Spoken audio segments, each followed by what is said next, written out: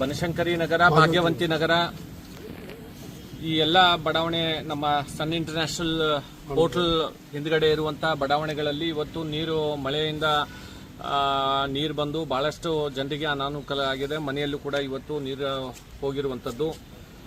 ಇದಕ್ಕೆ ಈಗಾಗಲೇ ನಮ್ಮ ಮಹಾನಗರ ಪಾಲಿಕೆ ಸದಸ್ಯರು ಶೋಭಾ ದೇಸಾಯಿ ಅವರು ಮತ್ತು ನಮ್ಮ ಶ್ರೀನಿವಾಸ್ ದೇಸಾಯಿ ಅವರು, ಮಹಾನಗರ ಪಾಲಿಕೆಯ ಕಮಿಷನರ್ ಅವರು ಮತ್ತು ಅಧಿಕಾರಿಗಳು ಕೂಡ ಬಂದು ವೀಕ್ಷಣೆಯನ್ನು ಮಾಡಿದ್ದಾರೆ. ಇದಕ್ಕೆ ಸ್ಟಾರ್ಮ್ ವಾಟರ್ ಡ್ರೈನಲ್ಲಿ ಅನುದಾನ ಕೊಟ್ಟು ಇಲ್ಲಿನ ನೀರನ್ನು ಯಾವುದೇ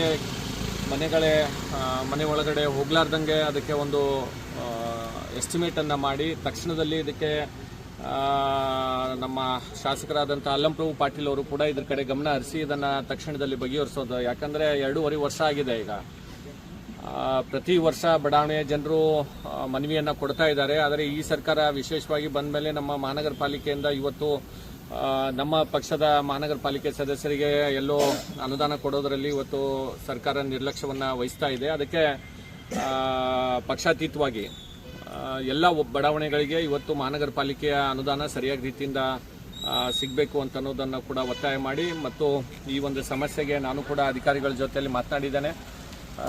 ನಾವು ಕೂಡ ಅದಕ್ಕೆ ಏನು ಸಹಕಾರ ಬೇಕು ಅದನ್ನು ಖಂಡಿತವಾಗಿ ನೀಡ್ತೇವೆ ಮತ್ತು ಬಡಾವಣೆಯ ಜನರ ಪರವಾಗಿ ಸದಾ ಯಾವತ್ತೂ ಕೂಡ ಇರ್ತೇವೆ ಅಂತ ಮಾತನ್ನು ಈ ಸಂದರ್ಭದಲ್ಲಿ ಹೇಳ್ತೇವೆ. Thank you.